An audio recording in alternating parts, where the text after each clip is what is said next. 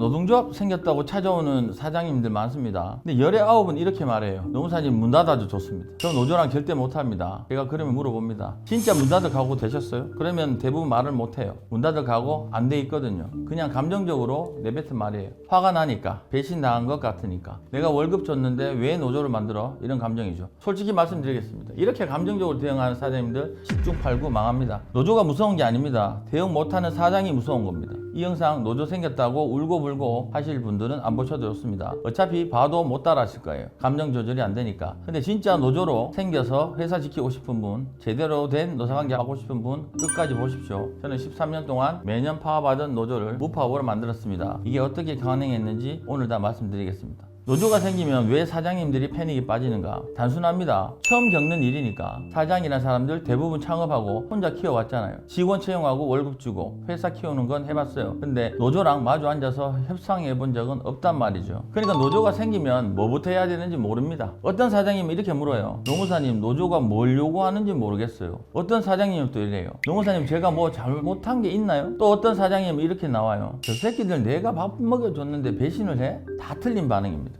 노조가 생긴 건 사장 잘못도 아니고 직원들이 배신한 것도 아닙니다. 그냥 이해관계가 다른 집단이 생긴 것뿐이에요. 그게 다예요. 자, 회사는 비용 줄이고 이익 내야 하고 직원은 임금 올리고 근로조건 좋아지기를 바라고, 이건 원래 충돌할 수밖에 없는 구조입니다. 노조가 없을 때는 그냥 사장 마음대로 할 수 있었던 거고, 노조가 생기면 협상해야 되는 겁니다. 자, 근데 사장님들이 이걸 배신으로 받아들이니까 감정적으로 가는 겁니다. 감정적으로 가면 어떻게 되냐? 망합니다. 제가 노사관계만 15년 넘게 해왔고요. 그 중에서 가장 망한 케이스들 패턴이 있어요. 저 새끼들 두고 보자, 이 말 나오면 끝입니다. 노조가 생겼는데 사장이 복수심으로 가면은 노조도 똑같이 갑니다. 저 사람 한번 두고 보자. 그러면 임금 근로조건 협상이 아니라 감정 싸움이 돼요. 감정 싸움이 뭐가 문제냐? 협상이 안 됩니다. 임금 3% 5% 올려달라, 이런 건 숫자 싸움이에요. 숫자는 조율이 돼요. 3이랑 5 사이에서 예를 들면 4로 합의하면 되죠. 근데 감정은 조율이 안 됩니다. 저 전무 잘라, 저 부장 잘라, 내보내, 사장 사과해라, 이런 요구가 나오면 끝이에요.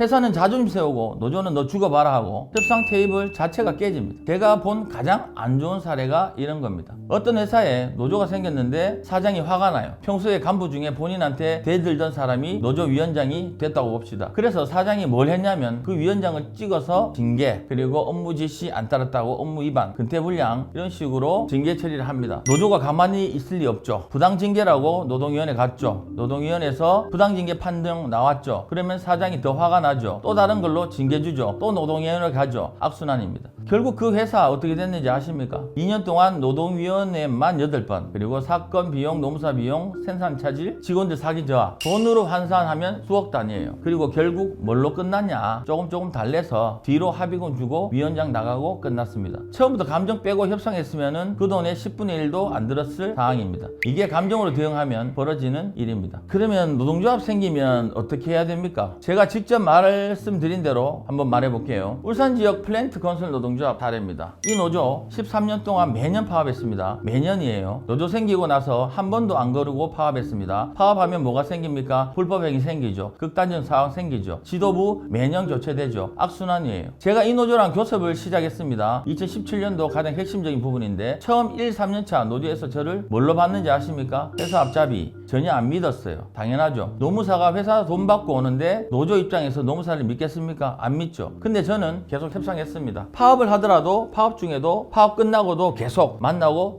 또 만나고 계속 얘기하고, 여기서 제가 한 거 뭐냐면요, 노조한테는 명분을 주고 회사는 실리를 가져오자 였습니다. 그게 무슨 말이냐? 노조 위원장도 사람이죠. 조합원들한테 욕먹기 싫죠. 야, 너 왜 이거밖에 못 받아와? 또 이거는 우리 노조가 요구하는 게 아니잖아. 이런 소리 듣기 싫단 말이죠. 자, 그러면 노조 위원장한테 필요한 게 뭡니까? 명분, 그리고 내가 최선을 다했다, 조합원들 요구 조건을 맞췄다, 이게 필요하죠. 회사가 이것밖에 못 준다고 했다, 근데 내가 끝까지 협상해서 여기까지 끌어올렸다, 이런 스토리가 필요합니다. 저는 그 명분을 만들어 줬습니다. 어떻게? 회사한테 가서 이렇게 말합니다. 예년보다 조금 더 높은 임금을 제시해 주세요. 회사는 당연히 외요하죠. 올해 무파업하려면 노조 위원장들과 조합원들이 설득할 수 있는 카드가 있어야 된다. 작년이랑 똑같은 안 내밀면 위원장 설득 안 된다. 파업 가는 겁니다. 회사가 이해하면 조금 더 높은 안을 내놓을 수 있습니다. 그러면 저는 노조한테 갑니다. 겁니다. 회사는 무리하지 말고 가보자. 올해는 무리하지 말고 하자. 대신 내가 예년보다 더 높은 임금 가져올게. 그리고 서로 약속된 상황에서 협상할 수 있는 거예요. 이게 뭡니까? 신뢰입니다. 노조위원장이 저를 믿기 시작한 거예요. 이 노무사는 회사 돈 받고 하지만 최소한 협상은 제대로 한다. 우리한테도 줄 건 준다. 회사도 마찬가지예요. 이 노무사 시킨 대로 말했더니 파업 안 했네? 믿을만하네? 이게 쌓이면 어떻게 됩니까? 13년 만에 무파업 됩니다. 2017년도 울산 지역 플랜트 노조 13년 만에 첫 무파업. 그리고 이후 5년 동안 계속 무파업이에요. 왜요? 신뢰가 쌓였으니까. 자, 여기까지 들으면 이런 생각 하실 거예요. 그거는 노무사가 잘해서 그런 거 아니야? 그리고 우리 회사는 상황이 다른데? 라고 이해할 수 있어요. 아닙니다. 상황이 다른 게 아니라 대응이 다른 겁니다. 솔직히 말씀드릴게요. 노조가 생기면 뻔한 레퍼토리가 있어요. 민주노총이든 한국노총이든 기업노조든 노조가 하는 패턴은 거의 70-80% 비슷합니다. 처음에 요구 안 내고 협상하고 안 되면 파업하고 파업하다 안 되면 합의하고 안 되면 한쪽이 무너지거나 아니면 이 매뉴얼처럼 돌아가요. 그러면 회사도 매뉴얼이 있어야 하는 거 아닙니까? 근데 대부분 회사는 매뉴얼이 없죠. 왜? 처음 겪는 거니까. 그래서 감정적으로 가고 실수하고 망하는 거예요. 저는 회사마다 상황 분석부터 다르게 합니다. 이 회사가 파업을 버틸 수 있습니까? 노동조합의 힘과 파워로 버틸 수 있습니까? 못 버티면 전략 자체를 바꿔야 돼요. 억지로 밀어붙이면 안 되죠. 관리자들 역량 어떻습니까? 관리자들이 노조 대응 못하면 교육부터 시켜야 돼요. 대표이사 마인드는 어떻습니까? 대표이사가 감정적으로 가면 안 되죠. 대표이사부터 설득이 돼야 되죠. 내가 노사관계를 어떻게 하겠다라고 하는 큰 그림을 대표이사가 그려야 됩니다. 이런 것들 다 분석하고 나서 대응 방안 내는 겁니다. 노무사 쓰면 비용 많이 들지 않습니까? 라는 생각도 들죠. 이것도 많이들 물어보시죠. 솔직히 말씀드릴게요. 노사관계 노무사 비쌉니다. 아까 말씀드린 회사 기억나십니까? 감정적으로 대응해서 노동위원회 8번 간 회사요. 그 회사 2년 동안 쓴 비용, 노무사 비용만 해도 수천만 원, 수억입니다. 거기에 생산차질 합의금 하면 수억 단위입니다. 처음부터 제대로 된 노무사 쓰고 전략 세워 갔으면 그 비용에 10분의 1도 안 들었을 거예요. 이러면 노무사 비용 비싼가요? 비싸지 않습니다. 노무사 비용 아끼려다가 10배 손해보는 겁니다. 민주노총이면 답이 없지 않습니까? 이것도 많이 물어보세요. 아닙니다. 민주노총이 다 극렬한 게 아니에요. 오히려 언론에서 보여주는 거 보면 극렬한 부분이지 실제로 협상 잘하는 선수급 간부들이 많은 게 오히려 민주노총일 수 있다. 중요한 건 민주노총이냐 한국노총이냐 아니에요. 회사가 어떻게 대응하느냐가 핵심입니다. 같은 민주노총 노조라도 회사가 제대로 대응하면 합리적인 노사관계가 만들어지고 회사가 잘못 대응하면 파업 가는 겁니다. 노조 없애는 방법 없나요? 솔직히 말씀드릴게요. 없습니다. 법적으로 불가능하죠. 생긴 노조를 없애려고 하면 부당노동행위고 안 되잖아요. 사장이 처벌받죠. 그러니까 없애려고 하지 마시고 가장 합리적인 노조가 될 수 있도록 노동조합이 가지고 있는 순기능 작용을 극대화하는 게 방법입니다. 어떻게? 야단칠 땐 야단치고 당길 땐 당기고 밀 땐 밀고 양보할 땐 양보하고 적절하게 힘 조절하면서 협상하는 겁니다. 퍼주기만 하면 노조가 예 알겠습니다 하고 넘어갑니까? 아니요. 버릇 나빠집니다. 오히려 안 넘어가요. 더 달라고 합니다. 누가? 조합원들이 더 욕심이 많아집니다. 억누르기만 하면요 파업 갑니다. 적절한 힘 조절이 핵심입니다. 마지막으로 말씀드리겠습니다. 노조가 생기면 3가지 선택지가 있습니다. 첫 번째, 감정적으로 대응한다. 결과 망합니다. 앞에서 말씀드렸죠. 두 번째, 그냥 다 들어준다. 결과 망하진 않는데 평생 질질 끌려다니거나 오히려 노조가 더 강성으로 바뀌는 토대를 마련해준다. 요구한 대로 다 주다가 회사 체력 바닥나요. 세 번째, 전략적으로 대응한다. 결과 합리적인 노사관계가 만들어집니다. 파업 없이 감정 싸움 없이 서로 윈윈할 수 있는 구조가 나옵니다. 저는 세 번째를 할 줄 아는 사장님들만 만나고 싶습니다. 노조 생겼으니까 어떻게든 해주세요 하시는 분 저한테 안 맞습니다. 노조 없애주세요 하시는 분 불법이라 못합니다. 연락하지 마세요. 일단 다 들어줄 테니까 파업만 막아주세요 하는 분 그러면 평생 질질 끌려 다니시면 됩니다. 전략적으로 대응해서 합리적 노사관계 만들고 싶습니다 하시는 사장님들만 연락 주십시오. 저는 13년 동안 파업하던 노조를 무파업을 만들었습니다. S사에서 H사로 매각할 때 노조를 대변해서 2,500명 기업노조 설립하고 협상 마무리했습니다. 그리고 칼들이 대고 차부 쓰고 17대1로 폭행하고 맞으면서도 끝까지 협상 끊지 않았습니다. 이 정도 배짱과 전략이 필요한 분만 찾아오세요. 노동조합 무섭지 않습니다. 대응 못하는 게 무서운 겁니다. 지금까지 김익성 노무사였습니다.